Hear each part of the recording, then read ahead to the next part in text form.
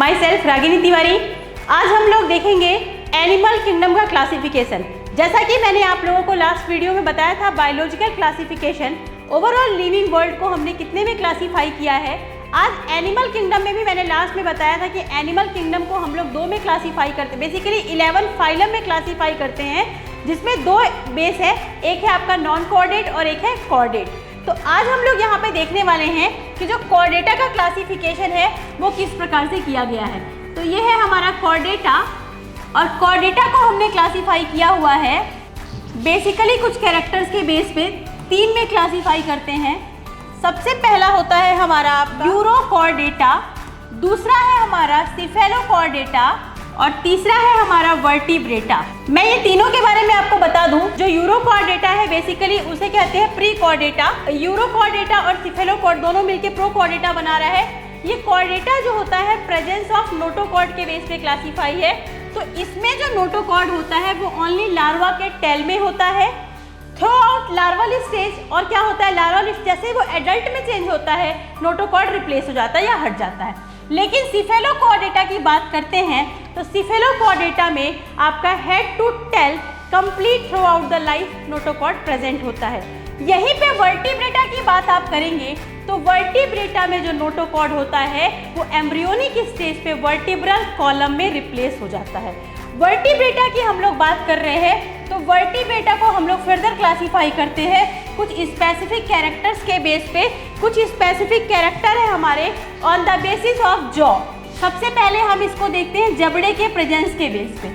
On the basis of jaw vertebrata हमारा 2 में बढ़ जाता है। एक होता है एगेंथा और दूसरा होता है गैंथोस्टोमाटा। एक के पास क्या है, जबड़े प्रेजेंट है और एक बिना जबड़े वाला, ठीक है। एगेंथा इज अ जॉलेस और गैंथोस्टोमाटा इज प्रेजेंट जॉ, जिसके पास जबड़े पाए जाते हैं। अब गैंथोस्टोमाटा को लोकोमोटरी ऑर्गन के बेस पे, मतलब इसको चलने में कौन हेल्प कर रहा है, इस लोकोमोटरी ऑर्गन के बेस पे हम 2 में डिवाइड कर रहे हैं। एक हमारा है आपका पीसेस और दूसरा है टेट्रापोडा। पीसेस मतलब जिनके पास पाए जाते हैं फिन्स और टेट्रापोडा मतलब जिनके पास होते हैं लिम्स, ठीक है। तो फिन्स और लिम्स के बेस पे तो पीसेस में आपके 2 आ जाते हैं, कॉन्ड्रिक्थिस और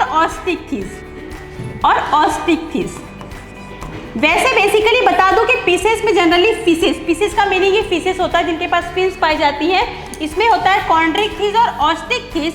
कॉन्ड्रिक्थिस मतलब जिसके पास कार्टिलेज वाली बोन होती, कार्टिलेज होता है, क्या होता है जिनके पास कार्टिलेज पाया जाता है, कार्टिलेज फिशेस कहते हैं। और ऑस्टिक्थिस मतलब होता है बोनी फिशेस, जिनके में क्या होता है, बोन्स होते हैं, ठीक है। और एगेंथा जो जॉलेस होता है उसका एक ही क्लासिफिकेशन है, वो है आपका साइक्लोस्टोमाटा, ठीक है, जो कि एज अ पैरासाइट होते हैं, एक्टोपैरासाइट लार्ज फिशेस के ऊपर। उसके बाद आता है टेट्रापोडा। टेट्रापोडा की हमने बात किया तो टेट्रापोडा मतलब जिसके पास पेयर्स में लिम्स हैं, हाथ पैर पाए जाते हैं। ये on the basis of skin 4 में क्लासीफाई हो जाते हैं। ये 4 कौन कौन से हैं, on the basis of skin इनका क्लासिफिकेशन होता है on the basis of skin. सबसे पहले आते हैं आपके एम्फीबिया। एम्फीबिया जो water as well as land पे सर्वाइव करते हैं। दूसरा है आपका रेप्टिलिया, तीसरा है आपका एविस और चौथा है आपका मैमेलिया। मैंने बोला ये चारों को हम लोग on the basis of skin के बेस पे क्लासीफाई कर रहे हैं। तो एम्फीबिया की जो स्किन होती है वो मॉइस्ट स्किन होती है। इसकी स्किन रेप्टिलिया की कॉर्निफाइड होती है, कांटेदार। एविस के पंख इसमें फेदर पाए जाते हैं और मैमेलिया की स्किन पे हेयर पाया जाता है। इस प्रकार से हमारा ये क्लासिफिकेशन होता है कोऑर्डिनेटा का। कोऑर्डिनेटा बेसिकली 2 में क्लासीफाई है, आपका प्रोकोऑर्डिनेटा और वर्टिब्रेटा। ये प्रोकोऑर्डिनेटा यूरोकोऑर्डिनेटा और सिफेलोकोऑर्डिनेटा को मिला के कहा जाता है, और वर्टिब्रेटा को कुछ स्पेसिफिक कैरेक्टर्स के बेस पे हम लोग इस प्रकार से क्लासीफाई करते हैं। Okay, thank you.